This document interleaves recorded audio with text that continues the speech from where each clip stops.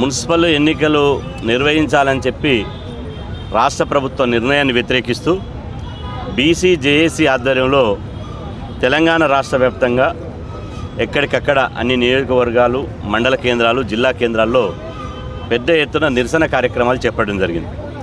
అందులో భాగంగానే ఈరోజు హైదరాబాద్లోని రాజ్యాంగ నిర్మాత డాక్టర్ బాబాసాహెబ్ అంబేద్కర్ గారి విగ్రహం వద్ద బీసీ జేఏసీ ఆధ్వర్యంలో ఇక్కడ పెద్ద ఎత్తున ధర్నా చేస్తూ నిరసన వ్యక్తం చేయడం జరుగుతుంది. ఇలా మున్సిపల్ ఎన్నికలు పెట్టడానికి ప్రభుత్వానికి తొందర ఏమొచ్చింది?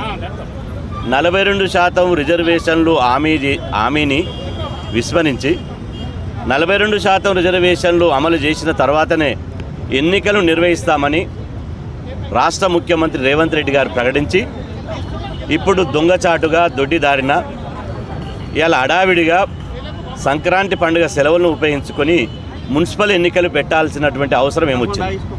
ఈరోజు రాష్ట్ర ప్రభుత్వం, కాంగ్రెస్ ప్రభుత్వం కామారెడ్డి డిక్లరేషన్ చేసి బీసీల ఓట్లు వేయించుకొని బీసీలను మోసం చేసి అధికారంలోకి వచ్చిన తర్వాత ఇవాళ బీసీలను రాజకీయంగా అణచివేయాలనే కుట్రలో భాగంగానే ఇవాళ ఒక ఎన్నికల వెనుక ఇంకో ఎన్నికలు పెడుతున్నది. గ్రామ పంచాయతీ ఎన్నికలు పెట్టినప్పుడు ఇదే రాష్ట్ర ప్రభుత్వం మేము గ్రామీణ ప్రాంతాల్లో పాలన అస్తవ్యస్తమైంది, కేంద్రం నుంచి రావాల్సినటువంటి నిధులు ఆగిపోతున్నాయి, ఒకవైపు కోర్టులు మా మెడ మీద కట్టిపెట్టాయి కాబట్టి కేవలం గ్రామ పంచాయతీ ఎన్నికలు మాత్రమే మేము నిర్వహిస్తామని చెప్పడం జరిగింది. మిగతా మున్సిపల్ ఎన్నికలే కావచ్చు, ఎంపీడీసీ, జెడ్పీడీసీ ఎన్నికలే కావచ్చు, ఈ 42% అమలు చేసిన తర్వాతనే ఎన్నికలు పెడతామన్నారు. మేము అంటున్నాం, మీది నోరా తాటిమట్ట? మీకు సిగ్గుశరం లేదా అని అడుగుతున్నా. ప్రభుత్వానికి సిగ్గుశరం లేదా? బీసీలను ఎన్ని రోజులు మోసం చేస్తారు? ఇలా మీ రాహుల్ గాంధీ గారు ఇలా 42% రిజర్వేషన్లు కావాలంటాడు, కులగన్న జరగాలంటాడు, పార్లమెంట్లో మాట్లాడాడు. ఇవాళ మేము ధర్నా చేస్తే ధర్నాలు వచ్చి కూర్చుంటారు, మా ధర్నాలు వచ్చి కూర్చుంటారు, మాకు సంఘీభావం తెలుపుతారు, బంద్ చేస్తే బంద్కు మద్దతు తెలుపుతారు. ఇవాళ తీర చూస్తే ఎన్నికలప్పుడు ఇవాళ గతంలో బీఆర్ఎస్ ప్రభుత్వంలో జరిగినటువంటి ఎన్నికల్లో 42% దేవుడెరుగు. గత ఎన్నికల ప్రభుత్వంలో జరిగినటువంటి రిజర్వేషన్లు అవుతుందో అంతకంటే తక్కువ ఇస్తున్నారు. ఇంతకంటే సిగ్గుమాలిన చర్య ఇంకేమన్నా ఉందా? గ్రామ పంచాయతీ ఎన్నికల్లో బీఆర్ఎస్ ప్రభుత్వంలో 22% గ్రామ పంచాయతీ ఎన్నికలు బీసీలకు రిజర్వేషన్ అమలైతే కాంగ్రెస్ వచ్చినాక కులగణన చేసినాక 17% రిజర్వేషన్ అమలైంది. అదేవిధంగా 2020లో గత మున్సిపల్ ఎన్నికలు 2020 సంవత్సరంలో జరిగినాయి. ఆ 2020లో మున్సిపల్ ఎన్నికల్లో బీసీలకు 32% రిజర్వేషన్ అమలైంది, 32%. కానీ ఇప్పుడు 2026లో జరిగేటువంటి రిజర్వేషన్లలో ఎన్నికలలో, మున్సిపల్ ఎన్నికల్లో బీసీలకు 31% మున్సిపల్ చైర్మన్లలో, 30% కార్పొరేషన్ ఎన్నికల్లో, 28% కౌన్సిలర్లు కార్పొరేటర్ ఎన్నికల్లో ఇవాళ జరుగుతున్నాయి. అంటే గతం కంటే కులగణన చేసి మేము అది చేస్తాం, ఇది బిక్తాం, అది బిక్తాం అని చెప్పి ఇవాళ కులగణన చేసిన తర్వాత గత ప్రభుత్వం కంటే ఈ రిజర్వేషన్ తక్కువ ఎట్లా వస్తాయి? ఇది కాంగ్రెస్ ప్రభుత్వం సమాధానం చెప్పి తీరాలే. లేకపోతే మిమ్ములు బీసీ సమాజం మిమ్మల్ని బీసీ సమాజ ద్రోహులుగా ప్రకటిస్తారని చెప్పి సందర్భంగా హెచ్చరిస్తున్నాం. ఇవాళ మేడారంలో క్యాబినెట్ మీటింగ్ పెట్టారు. క్యాబినెట్ మీటింగ్ పెట్టి వాళ్ళ హెచ్చులేంది? వాళ్ళ క్యాబినెట్ మీటింగ్ పెట్టి మేము ఎవ్వరు కూడా చరిత్రలో ఇంతవరకు క్యాబినెట్ మినిస్టర్లు ఒక వనదేవతల దగ్గర మేడారంలో క్యాబినెట్ మీటింగ్ పెట్టారు. క్యాబినెట్ మీటింగ్ పెట్టి మేడారంలో పెట్టడం వల్ల బహుజనులకు ఏమన్నా ప్రయోజనం ఉందా?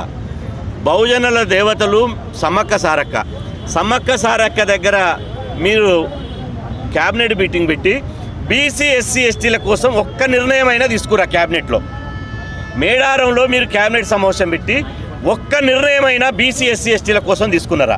తీసుకోలే. ఏం నిర్ణయం తీసుకుర్రు? బీసీ, ఎస్సీ, ఎస్టీ మైనార్టీలకు వ్యతిరేకంగా బీసీలను తడిగుడ్డతో గొంతు కోసేటువంటి నిర్ణయం తీసుకున్నారు. ఇవాళ బీసీలను రాజకీయంగా అణిచివేయడం కోసం నిర్ణయం తీసుకున్నారు. ఇవాళ మేము అడుగుతున్నాం, మీకు కాంగ్రెస్ ప్రభుత్వానికి సిగ్గుశరం ఉంటే, బీసీల మీద చిత్తశుద్ధి ఉంటే తక్షణమే మున్సిపల్ ఎన్నికలు నిలిపివేయండి. 42% మీరు ఇచ్చినటువంటి రిజర్వేషన్ అమలు చేసిన తర్వాతనే ఎన్నికలు పెట్టండి. లేకపోతే బీసీ మంత్రులు రాజీనామా చేయండి. బీసీ మంత్రులు రాజీనామా చేసి బీసీ సమాజానికి ఇలా సమాధానం చెప్పాలి. ఇలా బీసీలకు మీరు ముఖ్యమంత్రులు కావాలి, రేవంత్ రెడ్డి గారు ముఖ్యమంత్రి కావాలి. అదేవిధంగా వాళ్ళు రెడ్డిలు మంత్రులు కావాలి, అగ్ర కులాలు మంత్రులు కావాలి, ఎంపీలు కావాలి, ఎమ్మెల్యేలు కావాలి. కానీ బీసీలు సర్పంచ్లు కావద్దు, ఎంపీడీసీలు కావద్దు, జడ్పీడీసీలు కావద్దు, కౌన్సిలర్ కావద్దు, కార్పొరేటర్ కావద్దు, మున్సిపల్ చైర్మన్ కూడా కావద్దు. ఏం కావాలి బీసీలు? బీసీలను బిడ్డ ఖబర్దార్, బీసీ వ్యతిరేక ప్రభుత్వమా? అంతిమ బిడ్డ, మీకు అంతిమ గడియలు దగ్గర పడ్డాయి, మీకు రోజులు దగ్గర పడ్డాయని హెచ్చరిస్తున్నా. మీరు గతంలో నెదురుమల్లి జనార్దన్ రెడ్డి ఎట్లయితే బీసీలతో గోక్కొని ముఖ్యమంత్రి పీఠాన్ని కోల్పోయిండో, బీసీలతో మీరు గోక్కుంటే అదే గతి పడుతుందని చెప్పి హెచ్చరిస్తున్నాం. ఇవాళ ప్రతిపక్ష పార్టీలు ఉన్నాయి. ప్రతిపక్ష పార్టీలకు ఎంత సిగ్గు ఎగ్గు లేదంటే ప్రభుత్వం తానా అంటే ఈ తందన అంటున్నాయి, అవి తానా అంటే ఈ తందన అంటున్నాయి. ఎందుకంటున్నాయి? మున్సిపల్ ఎన్నికలు పెడతాంటే బీజేపీ నేను సై, బీఆర్ఎస్ నేను సై. అరే మీకు నిజంగా బీసీల మీద చిత్తశుద్ధి ఉంటే రేవంత్ రెడ్డి గారిని ఎందుకు నిలదీయడం లేదు? మీరు 42% బీసీలకు రిజర్వేషన్ అమలు చేయకుండా మున్సిపల్ ఎన్నికలు ఎట్లా పెడతారని ఎందుకు కేటీఆర్ గారు నిలదీయడం లేదు? ఎందుకు కేసీఆర్ నిలదీయడం లేదు? ఎందుకు బీజేపీ అధ్యక్షుడు రామచంద్రరావు గారు, కేంద్ర మంత్రి కిషన్ రెడ్డి గారు ఎందుకు నిలదీయడం లేదు? అంటే వీళ్ళందరూ ఒకే తాను ముక్కలు. కాంగ్రెస్, బీజేపీ, బీఆర్ఎస్ ఈ మూడు బీసీలను రాజకీయంగా బొందబెట్టడానికి మాత్రమే మున్సిపల్ ఎన్నికలు వస్తున్నాయి. నిజంగా కాంగ్రెస్ పార్టీకి బీసీల మీద చిత్తశుద్ధి ఉంటే నిన్న కనీసం మేడారంలో జరిగినటువంటి క్యాబినెట్లో చట్టపరంగా 42% మేము ఇవ్వలేకపోతున్నాం. మమ్మల్ని క్షమించండి. మేము చేయాలనే ప్రయత్నం చేసినాం, కానీ మాతో సాధ్యమైతలేదు. మాది తప్పయింది. కానీ పార్టీ పరంగా 42% ఇస్తాను ఎందుకు ప్రకటించలేదో సమాధానం చెప్పి తీరాలే. తీరకపోతే ప్రజాక్షేత్రంలో మిమ్మల్ని రాజకీయంగా బొందబెట్టి 2028లో మిమ్మల్ని నామరూపాలు కూడా చేస్తాం బిడ్డ అని చెప్పి ఈ సందర్భంగా హెచ్చరిస్తున్నాం. ఇవాళ బీసీలు అంటే చిన్న చూపు కాదు, బీసీలు అంటే వివక్ష. బీసీలంటే ఇవాళ బీసీలను అణిచివేయాలి. ఎక్కడ బీసీ వాదం 42% రిజర్వేషన్ అమలైతే బీసీ వాదం బలపడుతుందో, ఎక్కడ బీసీలంతా రాజ్యాధికారంలోకి వస్తారో, ఎక్కడ నా ముఖ్యమంత్రి పీఠం గుంజుకుంటారో భయం దొరబడ్డది. అందుకోసమే ఇవాళ గల్లీలో జరుగుతున్నటువంటి ఎన్నికల్లో బీసీలను అణచివేయడంలో భాగంగానే మున్సిపల్ ఎన్నికలు పెడుతున్నాడు. మున్సిపల్ ఎన్నికలు పెట్టడానికి కనీసం మీకు నేను ఇంతకుముందే చెప్పిన సిగ్గుశరం లేదా అని. పాలకపక్షం అట్టినైంది, ప్రధాన ప్రతిపక్షాలు అట్టినాయి. మీ దుమ్ము దులిపి బిడ్డ బీసీ సమాజం అన్నీ గమనిస్తుంది. పిల్లి పాలు తాగేటప్పుడు ఎవరు చూస్తలేరు అనుకుంటుందట. మీరు కూడా అట్నే అనుకుంటున్నారు. బీసీ సమాజం అన్నీ గమనిస్తుంది.